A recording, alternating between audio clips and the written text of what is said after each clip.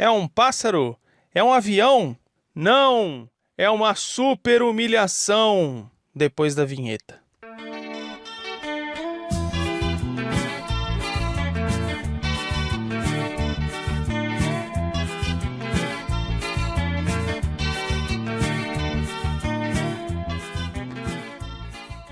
Fala, galerinha do Arkham, beleza? Barbieri de volta para participar de mais uma edição da Tag da Zoeira.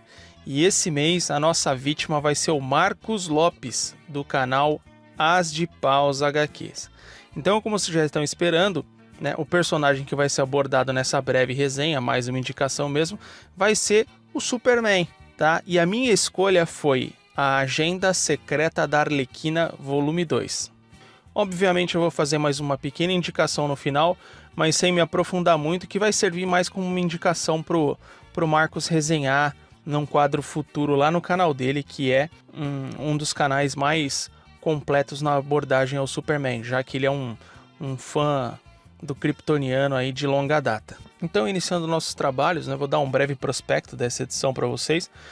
É uma revista que trazia 3 histórias dentro dela, e historinhas assim curtas e fechadas dentro de si mesmas, e trazia uma história da Arlequina com algumas outras personagens femininas, né, com a Barda, com a Batwoman e com ela mesma, né, uma versão do passado. Tinha essa história do Superman e vinha uma história do Lobo. A capa justamente traz em destaque essa história do Lobo, né? Mas a quarta capa dessa edição mostra a Harley numa pose com o Superman, né? Nessa ilustração da Amanda Conner, que era a capa da então edição que foi publicada trazendo esse encontro entre os dois, né? E é justamente dessa história que a gente vai falar, desse encontro entre o Superman e a Harley Quinn.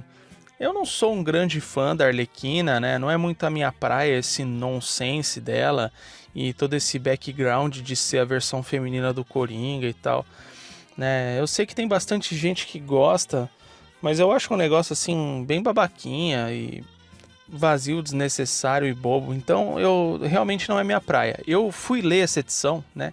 Quando eu adquiri a edição, eu adquiri justamente por causa do Lobo, né? Eu falei, opa, tem história do Lobo aqui, eu gosto dele pra caramba, né? Que esse sim é um personagem que traz um humor negro e as histórias são recheadas de violência e humor escrachado, assim, que isso realmente me faz rir. Agora, eu acabei pegando por causa dele, né? E quando eu peguei essa revista pra ler, eu falei assim, cara, eu vou pegar isso aqui pra fazer uma resenha tóxica, né? Que os caras adoram quando eu desço a lenha nas HQs. Mas olha, eu vou ser sincero com vocês. Essa edição é surpreendentemente boa, tá? E eu já vou até fazer uma pequena avaliação dela aqui pra vocês terem uma noção. É uma edição aí que merece uma nota 8, um 8,5 aí, porque ela é bem legal, ela tem excelentes ilustrações, as histórias são bem montadas, né? Elas têm começo, meio e fim bem fechadinhas, com pequenas tramas interessantes, trazem encontros legais, né? Eu acho que o lado mais positivo, né, o que realmente agrega valor a essas histórias e tornam elas super legais, são os personagens convidados, né?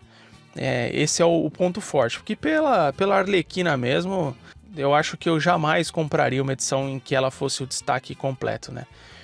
Eu acho que nessa história aí os encontros elevaram muito o nível, assim, né? E a história do Superman não é exceção, não. E eles escolheram uma história emblemática para fazer o encontro entre a Arlequina e o Superman, que é basicamente uma paródia, tá, da HQ de 1978, que é Super-Homem versus Muhammad Ali. Então, senhores, dando início à nossa resenha, nós temos a história Sem Dor, Sem Sanidade. Ela foi escrita pela dupla Amanda Conner e Jimmy Palmiotti, que são os roteiristas de todas as histórias trazidas nessa edição, variando apenas o artista. O artista dessa edição em específico é o mesmo da edição original de 1978, né? Que é o Neal Adams. E é muito interessante que eles trazem uma pequena nota logo abaixo do título, e eu vou reproduzir ela literalmente para vocês, que diz assim: com numerosos pedidos de desculpa a Danny O'Neill E sim, a você também, Neil Adams, obrigado por nos deixar te convencer. Porque olha, não deve ser mole você convidar o cara que escreveu um verdadeiro clássico, como Superman versus Muhammad Ali, com 2 personagens icônicos, sendo um deles real, né? E 2 verdadeiros campeões, né? Um atleta e outro um campeão de público, e por que não um campeão da justiça, da ordem e da moral nos quadrinhos, que é o Superman, e pedir para esse cara reproduzir essa história de uma maneira bem galhofeira, trazendo essa personagem que para mim é insignificante, que é a Arlequina. Mas enfim, a história em si não é má, tá? Ela segue exatamente, tá? De uma maneira quase literal o roteiro original, obviamente comprimindo um pouco a história, usando menos páginas, né? A arte é maravilhosa, o estilo do Neil Adams é um estilo que não envelhece, ele continua vistoso até hoje, é um cara muito fiel à sua técnica, você pode perceber, se você tiver contato com essa HQ e tiver contato com essa do Muhammad Ali que eu citei, que provavelmente vai ser coberta pelo Igor no canal Fã de Quadrinhos, tá? Vocês vão poder perceber essas nuances, essa semelhança. E a história basicamente começa com um dia na praia, né? Com a Arlequina e o Tony Tigre. E eles são interrompidos, né, do seu lazer por um desses alienígenas da raça dos Scrubs, né? Que vêm para a Terra e ameaçam destruir o planeta. E a partir disso, né? O Superman e a Arlequina são designados como os campeões que têm que lutar entre si, primeiramente, para depois poder confrontar o campeão dessa raça dos Scrubs, né? Que nesse caso é o Hanka, na original era o Hania. E o Super-Homem tenta auxiliar a Arlequina com todo o bom mocismo dele, leva ela para treinar no limite do tempo e tudo mais. E a Arlequina, a malandra que acaba entrando na Fortaleza da Solidão a convite do Super e acaba surrupiando umas bolas kryptonianas que ele guarda num vidro que parece uma chicleteira, só que essas bolinhas elas vão se revelar muito úteis lá pra frente na história, né? E depois disso acontece todo o lance do treinamento e tal. Já no treinamento o Superman acaba tomando um cruzado e vai à lona e fica um bom tempo desacordado. Já posso me mexer? Pode. E depois disso tudo vem o confronto de fato. A Arlequina acaba dando a maior surra no Superman e ele acaba sendo novamente humilhado em uma disputa de boxe contra um oponente humano sem poderes, e nesse caso sendo ainda a Arlequina, que não é nem de longe uma das mulheres mais poderosas do universo DC, e acaba perdendo para essa mulher bem menor, bem mais leve, e acaba sendo muito vexatório e engraçado, né, cara? E no final das contas, a Arlequina que acaba tendo que lutar com o Alien lá.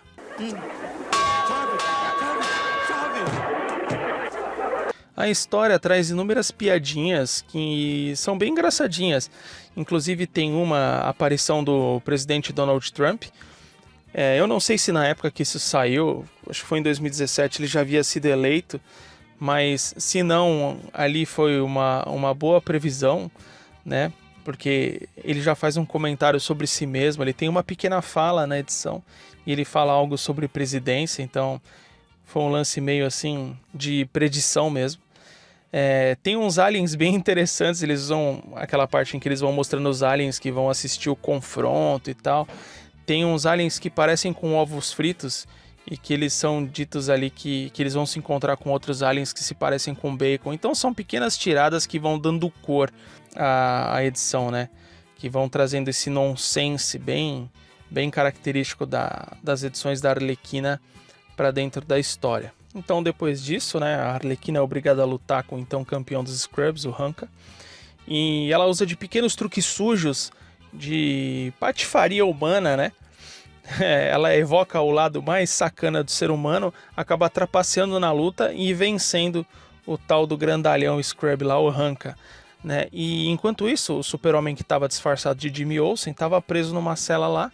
Ele acaba com a farsa, graças a um globo de poder kryptoniano, que é uma daquelas bolinhas que a Arlequina acabou roubando na Fortaleza da Solidão, em especial uma de cor dourada. Ele acaba ingerindo uma daquela e a partir daquela bolinha, né, ele restitui os poderes dele como se estivesse sob um sol amarelo, né? Então ele volta com os poderes dele, acaba se livrando da prisão, atacando essa raça alienígena dos Skrubs, faz com que eles dêem a ordem da armada deles retornarem a esse local onde eles estão, destrói essa armada e acaba com toda a ameaça à Terra, né? E depois eles voltando para casa, ele chega para Arlequina e fala assim: não, eu preciso que você me devolva os globos de poder kryptoniano que você roubou e tal. E ela acaba devolvendo só uma parte para ele, né? E ainda faz uma tirada, fala: ele é super bobo, mas ele é super fofo. E assim termina essa história, né? E apesar de ela terminar aí, esses globos de poder kryptoniano acabam aparecendo em algumas outras que estão dentro dessa mesma edição. Então é isso, galera. Essa foi a humilhação que eu queria falar para vocês, né? Existe uma outra edição que eu vou indicar aqui, que seria legal se o Super Marcos um dia desse resenhasse no canal dele, que é Super Homem número 100 da Editora Abril, tá? É uma edição comemorativa, né, de lombada quadrada, em que a gente tem o aniversário do Super Homem e ele acaba enfrentando ninguém mais, ninguém menos do que o Maioral, o Lobo, e toma uma das maiores surras de toda a vida kryptoniana dele. Então é isso, guys. Fico esperando que o Marcos tome vergonha na cara, leia essa edição e a resenhe pra gente. Espero que vocês tenham gostado. Um abraço e até a próxima.